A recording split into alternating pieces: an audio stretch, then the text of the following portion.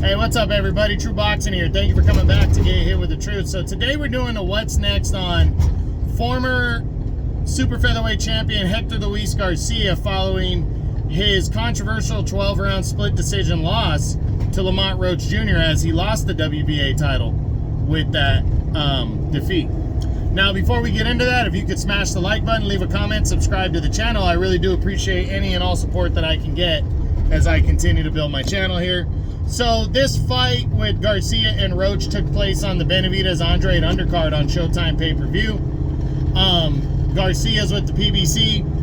It was a good fight. I mean, it was a good kind of in terms of it was a chess match. You know, you had two guys that are kind of prototypical boxers, and you know, I said it wasn't gonna be a big barn burner of a showdown here. So these two guys went at it, and it was controversial because in the last round, the 12th, Roach landed a punch that put Garcia down, but the punch was clearly behind Garcia's head. The referee scored it a knockdown, though, and that ended up being the thing that won the fight for Lamont Roach. It would have ended up being a majority draw if he would have, if that punch didn't land, or, you know, if that wasn't ruled a knockdown, it would have been deemed a majority draw, and Garcia retains his title. So, tough break for Hector Luis Garcia with that.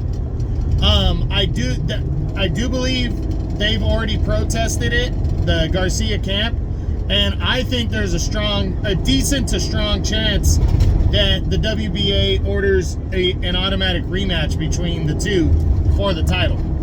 But before we know about that, you know, or anything, let's see what possibly could be next for the former champion Hector Luis Garcia following his second consecutive loss, because he lost to Gervonta Tank Davis earlier in the year when he moved up to 135 to challenge for Davis's secondary title there.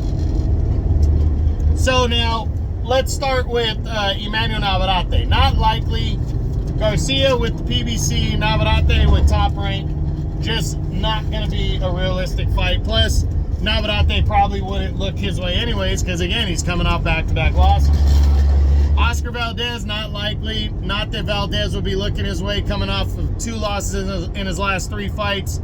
You know, anyways, bad style matchup and the promotions. This is PBC working with Top Rank, and that's just not likely to happen for that kind of fight. Then there's Joe Cordina, the undefeated IBF champion. I don't, you know, again, the promotions. You got DAZN and Matchroom would have to work with the PBC, and I'm not seeing that being an option. Especially Cordina probably wouldn't look Roach's way right now anyways, because Garcia, because Garcia's coming off of back-to-back losses. Then you have O'Shaquie Foster, the WBC champion. Another one, not likely. The promotions mess it up. It would be the PBC working with Top Rank, and O'Shaquie Foster probably not going to look, you know, Hector Luis Garcia's way, coming off of back-to-back losses. I keep saying that. Then there's Shavkat Rakhimov. This is working with PBC would have to work with DAZN and Matchroom on this one, and Rakhimov is already in a final eliminator against Eduardo Nunez next.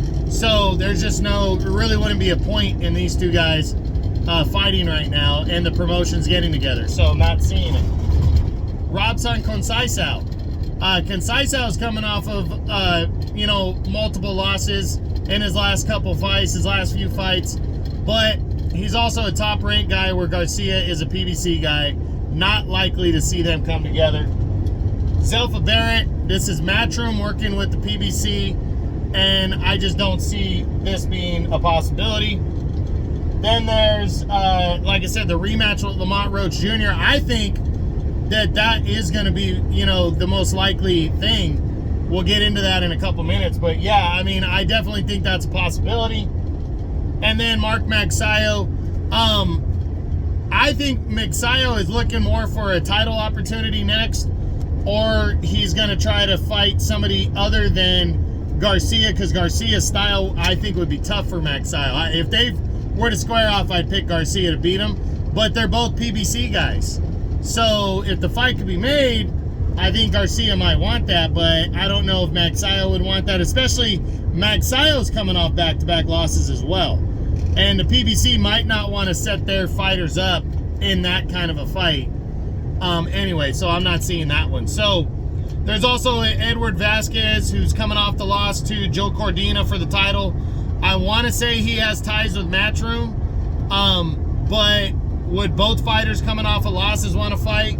And then Rocky Hernandez, I want to say Rocky might be with Golden Boy, but again, after a knockout loss himself in his last fight, would they want to get together? Hector Luis Garcia, if he doesn't land this rematch with Lamont Roach, I think he's in a pickle to where the PBC doesn't have a lot of guys here, so he's either going to have to just take a stay busy fight and hopefully he can just shake off the losses and the rust in his first fight back, or you move to 135. But I really believe that Hector Luis Garcia deserves a rematch even without the controversy of the knockdown. But the fact that that was there, it makes it clear as day that the WBA should reorder, or should order an immediate rematch between these two fighters for the WBA title in the first half of the year. So I'm hoping that's what happens. I'm predicting that that's what will happen, but who knows? That's it. That's what I got. That's the what's next on former super featherweight champion of the world, Hector Luis Garcia, following his controversial split decision loss to Lamont Roach Jr., in which he lost his WBA world title.